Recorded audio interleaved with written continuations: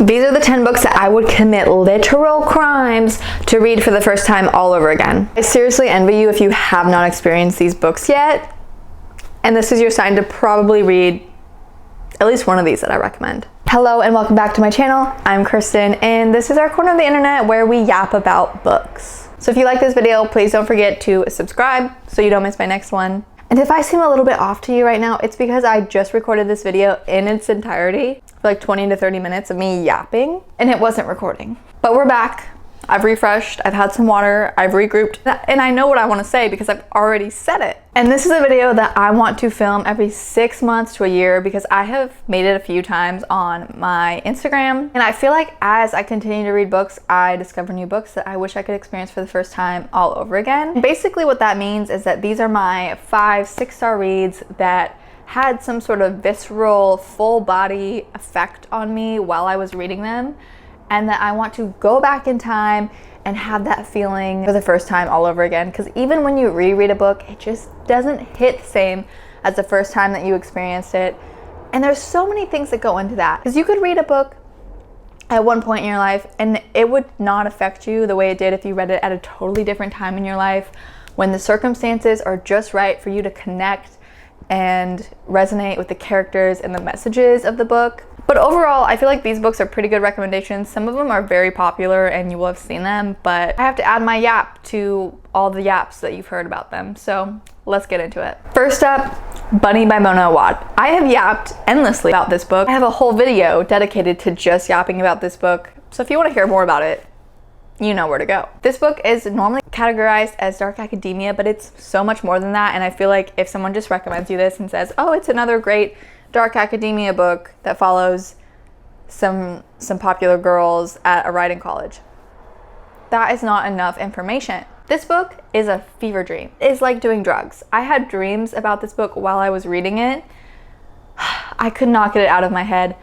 I wish I could experience for the first time all over again because Mona Awad's writing is so incredible. Her creativity is next level. I feel like she just allows herself to go down rabbit holes that you wouldn't think she would go down, and you wouldn't think the story would go where it goes, but it does. Essentially, you're following our main character, Samantha. She is attending a prestigious MFA program in creative writing. Her entire cohort consists of 4 other girls that all call each other Bunny. They're very cliquey, very rich, twee, classic popular girls, but heightened a bit. It's sort of satirical. It makes fun of the classic popular girl. It has commentary on the dark side of female friendship and also on creativity, writing, and writing in general. It also has elements of horror, magical realism. It starts off with you feeling like it is centered in our reality, and then they start doing drugs and drinking, and you're thinking, okay, she's going crazy. You start to question the sanity of our main character and the other characters. Also, the juxtaposition of cupcake imagery and these pretty pastel colors and these gorgeous girls mixed with this blood and gore. There is blood and gore. Is so well done, and it made for such a fun read that I wish I could experience for the first time all over again. Then we have one that I put off reading for so long because I thought I wouldn't like it because I didn't want to read about video games. Girl, what was I thinking? Tomorrow by Gabrielle Zevin, a banger. This is popular for a reason. I will never forgive Gabrielle Zevin for what she does to these characters. But I will say, I love a book that is very character driven and centered on character development. And also I love a sad book. And this is all of those things. This book centers on friendship, on love, on creativity, again on video games, and even the parts where you're hearing about them building a video game or designing a video game are so interesting, and it actually made me feel the creative desire to try to design a video game. I never did, but it was so interesting that I found myself feeling like that might be something fun to do. But mostly this book is centered on the friendship between the characters, the love, the loss, the tragedy, and it will absolutely crush you in the best way. And clearly I really love Gabrielle Zevin because we have another book by her on this list, The Story Life of A.J. Ficker. If you know me, you know that I love this book because I I will bring it up any chance I get. This is about our main character, AJ Ficker. He owns a bookshop on an island.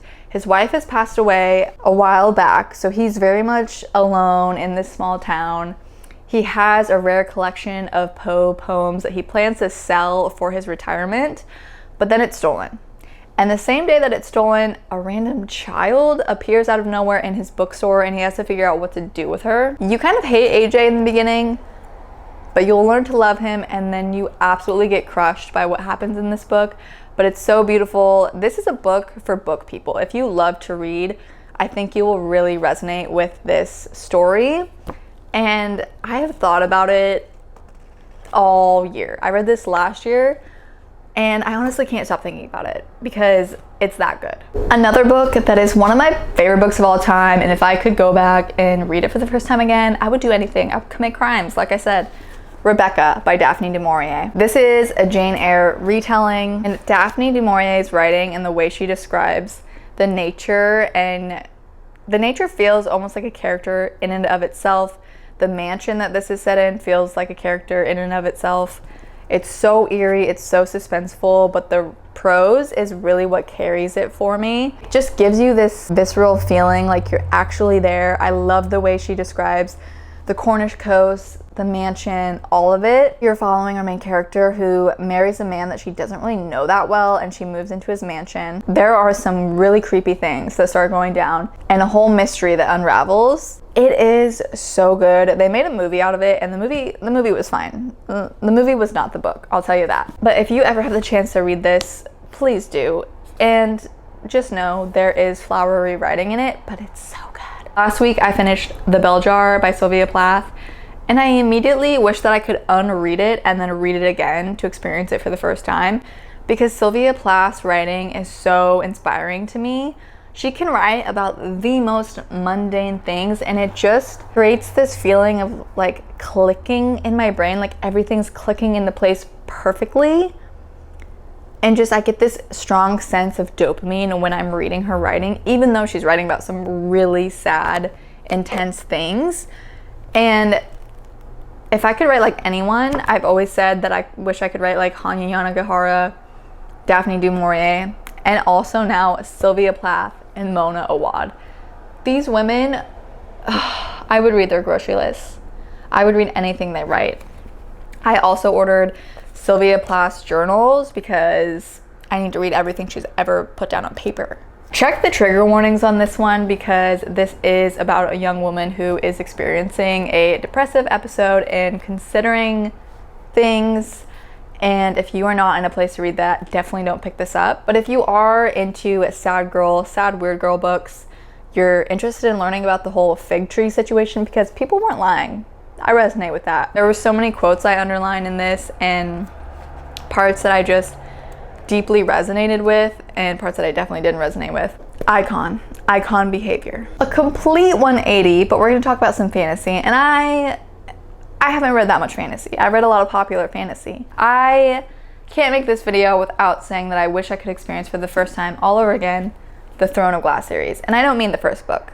I know I'm holding the first book because, like, you know, the entire series, or the second half of the series rather. Maybe even ACOTAR too, because the thing is, I've read some other fantasy books and I enjoy them, but nothing hits like Sarah J Maas's characters. And I tend to really like character-driven stories and stories where I really connect and resonate with the characters. And I think Sarah J Maas does a really good job with her characters.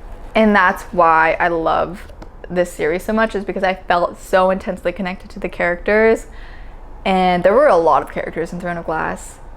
And by the end of it, I loved every single one of them. I hated a few of them, loved most of them, and it got my heart absolutely crushed in Kingdom of Ash. Then we have another fantasy series that is not complete yet, so that means I can experience more of this for the first time. But the Ninth House series by Leigh Bardugo. This is Hellbent. This is the second book in the series. I wish I could experience this for the first time all over again, simply for the ambiance of reading it. I wasn't super connected with the characters, but I loved the story so much because I loved the setting. And I also loved that our main character can interact with ghosts. And I haven't read any fantasy books that deal with ghosts or characters that can interact with the dead at all, and it just gave it this very spooky Halloween vibe that I loved so much. It was very atmospheric, and I also loved the super slow burn romance that you get basically flecks of throughout the 2 books, like literal flecks, and just a hint that like maybe something is going to happen between them that keeps you wanting to turn the page. And the mystery that's going on, I just need the 3rd book more than I need air at this point. So good. Dark academia, ghosts, there's a mystery, a slow burn romance, very slow, like basically no romance, so keep that in mind. Murder, there's magic, like it's so amazing. It kind of reminds me in the feeling, like the vibes of it, give me the same as like the Atlas 6 series in a different way. They're very different. Also might be because I read them around the same time period in the fall last year, but highly recommend. Okay, I'm popping in here in a different outfit because I finished recording this video and realized that I forgot to mention 2 of the books because I don't have them on hand. One of which is God of the Woods by Liz Moore. I read this summer, and this book is the most well-written thriller I've ever read. My friend is borrowing it right now, and I really want her to like it. No pressure. It is set in the 1970s. It is just steeping in summer camp nostalgia, multiple perspectives, so good. I was not expecting the person who committed the murder to be that person. Basically, there are 2 timelines. One timeline is following the disappearance of a young boy. The second timeline is following the disappearance of a young girl, which is his sister. This is in the future after the young boy has been missing and has never been discovered.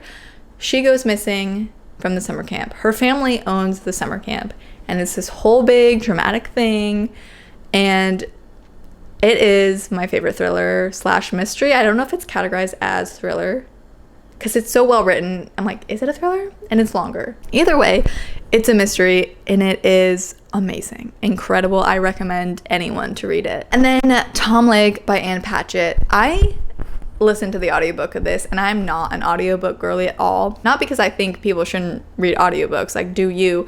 I just personally can't get over the weird factor of having someone narrate a book to me, but this one didn't. I think it added to it. I would like to reread it as a physical copy at some point, but it's narrated by Meryl Streep, and she did such a great job narrating it. So this story is about a mother, her 3 daughters, and their dad.